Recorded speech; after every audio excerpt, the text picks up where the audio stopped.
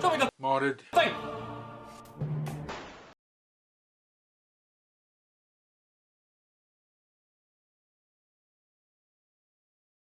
Right, guys, welcome back. Andy Work here with episode 36 of Show Me the Modded Thing with some more gorgeous blasters. As usual, deadline is the 13th of the month for an upload on the 20th, and email to showmethemoddedthing@gmail.com. And let's jump right in with the genius that is Ronald D. And he has taken a Nerf HR, one of those crazy looking things. I think it's from the Fortnite game, I'm not sure. And honestly, until I saw this email, I didn't know what I was going to do with the one I got because I just thought it was ridiculous. But this is brilliant. Genius design all round. Brilliant paint job. And you can still break it down to make it into a little multiple part Nerf gun, pistol, carbine, whatever you want. Well done, mate. Really love it. Moving on to John Tom. And John's gone with his cell shading thing again.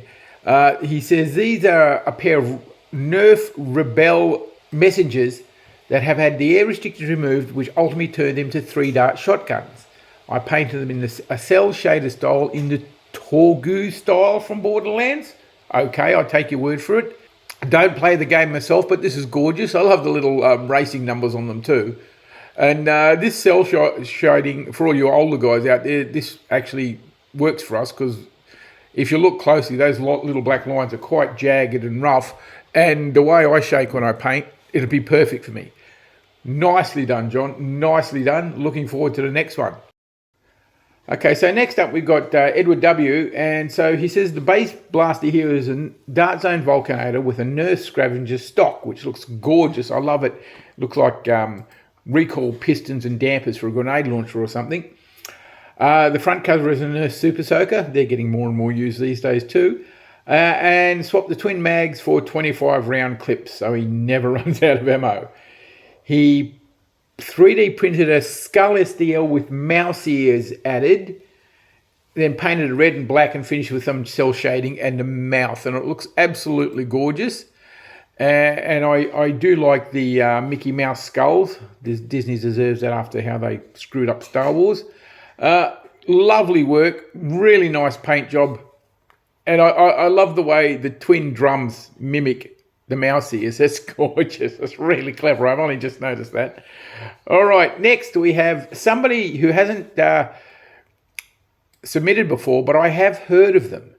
This is Clowny Nerf, and this is a gorgeous little thing. He says it's a Fortnite Supper Flare Blaster. I placed a Pirates of the Caribbean ball shooter on it. Oh, okay. I made it shoot girth darts, Mega XL, but it doesn't work so hot for that. Absolutely slam short darts and regular darts. Oh, there you go. Well, that's all you do. I mean, if you could make that an inline clip as well, that'd be cool. All of the balls on the barrel were ground in half and added by hand, as well as removal of the matching texture. Took off the rubber strapping and went around the handle and filled it in with putty to create a nice smooth handle grip. There's some work there. Added some small jewels because pirate, of course you do. Then did a little aging, I guess weathering he means, yep. Front loader, not the most practical thing, but a lot of fun. Don't have a name for it yet. He's asked the viewers to come up with a name. I'd say hand cannon, but that's pretty obvious. Love the look of it. I like the little brass skull on the bottom of the pistol grip there. Perfect thing to, when you run out of ammo, to bash somebody's head in. Really nicely done. The paint is so sharp and clean. The amount of effort he went in to do that pistol grip is mind-boggling. Even that little logo on the pistol grip is pretty detailed. I mean, I'd ask him, yeah, it looks like it's painted by hand, but that is, oh, God, he must, patience of a saint. All right, moving on to proof that the line between madness and genius is, in this case, almost non-existent. This is from Papa Bludgeon. It's a blaster made from leftover junk that I've dubbed the MultiArt System. I wonder why. The original idea came from the MDS-5, a multi-purpose device used by the Ukrainian army to take out drones. Oh my God. Okay, so inspiration comes from where it comes, I guess. A streamlined nanofire is both the main body and the power source of the blaster. A reworked base plate from an Ultra 2 has been screwed into the front, and a pin is then used to attach different turrets such as Elite, Mega and Ultra. I think he means different barrels. But anyway, it just at present it just fires Ultra and not very well. It's painted parts blue to match the Ukrainian flag because, yeah, he doesn't like somebody. Okay, fair enough. I mean, as I said, he's a bit crazy, this guy, but he does some wonderful things and thinking, I mean, he's not thinking out of the box. He's not even in the same room as the box. This is amazing. And it's such a covert little thing. I mean, you could fit it in a pocket. Very nicely done, Papa Bargain. I always enjoyed looking at your madness. Okie dokie. Next up, we have, this is from C9 Designs. It's a Nerf Roblox with a handle created with epoxy putty and some sheet aluminium with a Glock rubber 4 handle. Okay. The hammer has been extended using aluminium, a nut and bolt and putty. The main body has parts from various blasters, including the Nerf Falcon. And you can see them there in the close-up I've done here at the end. It's really, really well done. As you can see from the build photos, he's taping things together, getting positions all together. I'm assuming that's some sort of flashlight or red dot sight underneath the barrel. That's really nice. And to finish this close-up of the finished work, unfortunately this is the best I can do, it really looks nice. I love the weathering detail on it. Very, very sort of, what would you say, alien, angular, sharp, dangerous sort of thing. Perfect bad guys gun. Really nicely done. Really nicely done. I'd like to see some more of your work, mate. Up next, we have an old friend of ours, Coffin Black Media. And he's got a bit of a story. He says, in an age long from now, the gods decided to take the planet back. From the skies, the mountains, the seas they came. From the forests, the deserts and the plains. New weaponry was invented as conventional arms proved futile. From this wave of evolved firearms came the Godbreaker, a self-contained power plant of a weapon with a tireless, eternally self-powering percussive radiation round replicator replacing the drum magazine. This feature earned it the nickname the Everlasting God Stopper. Okay.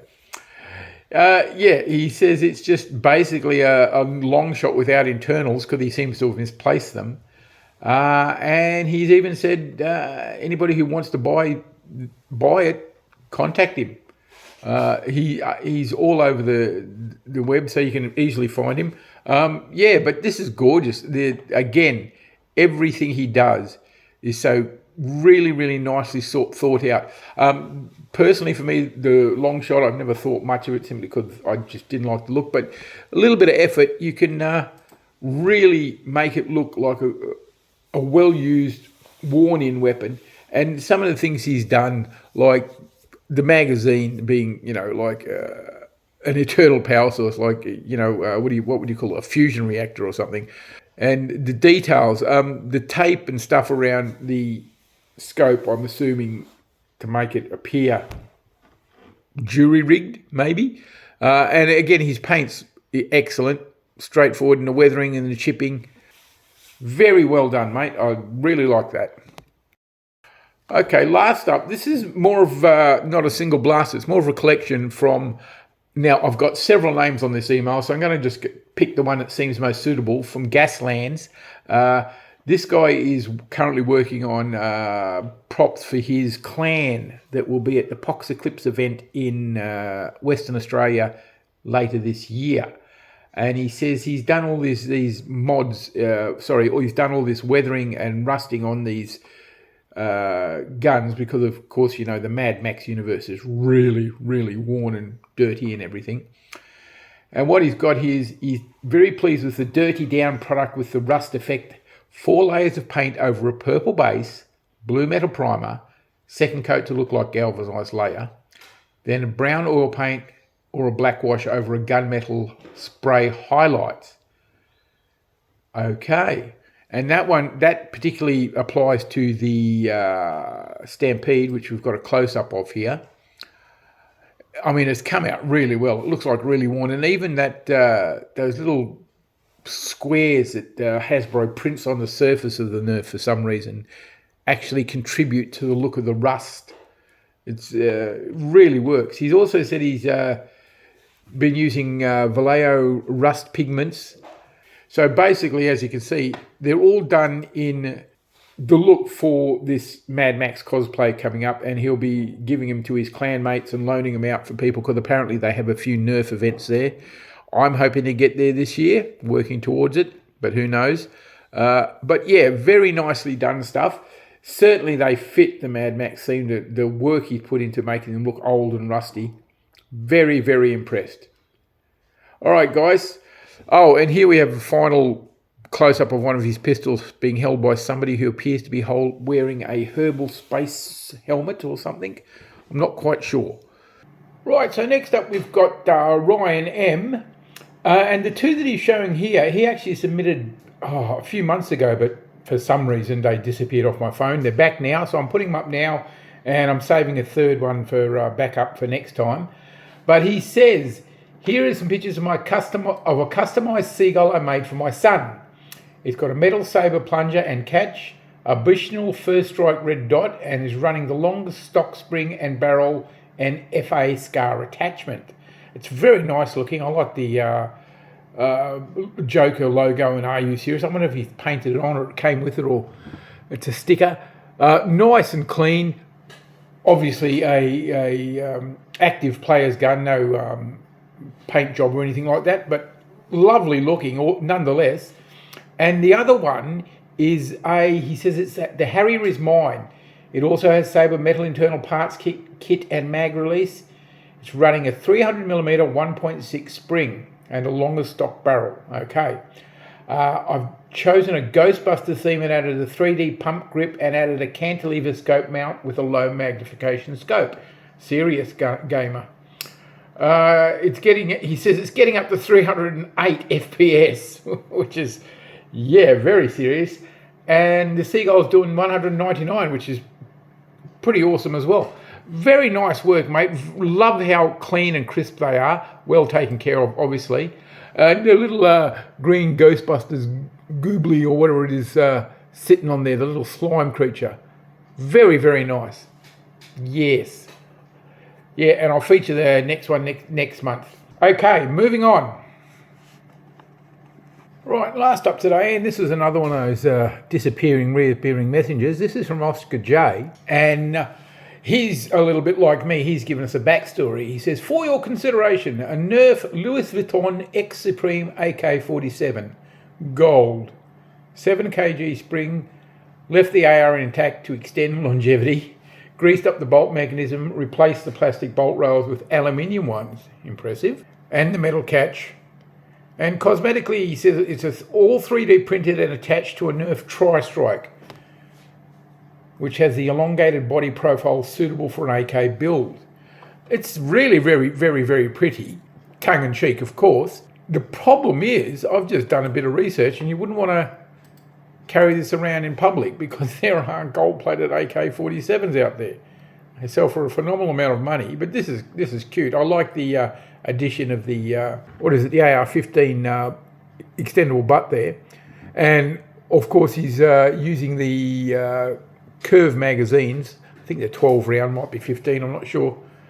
Just to give it the AK look, but he's also found himself a sheet of stick-on Louis Vuitton logos. And he says he used regular spray paint and sprayed metallic gold acrylic for the gold parts. The LV sheet is heat adhesive wrap that is permanently fixed to the body of the blaster, and then it was sealed with a vinyl clear coat. Wow, that's a lot of work and pretty amazing doing it without damaging any of the plastic parts. Well done. But this is really, really nicely done. The painting, again, is nice and clean and clear. And, of course, being a Louis Vuitton, it wouldn't get dirty and grubby, would it? It's too nice for that. Just something to wear to the races one day, just to make sure you can take your winnings home. I've never had a Tri-Strike in my collection, so I'm not sure how it works. I'm assuming by the name it has 3 barrels. But, yeah, the body really does lend itself to an AK-47 mod. Gorgeous work, Oscar. Gorgeous. All right, that's all for this time, guys. I'll see you again next month, and keep sending those blasters in. And for those people who sent multiple blasters in, I saved some for future movies because I'm still not getting a lot of submissions. So see you next time. Bye for now.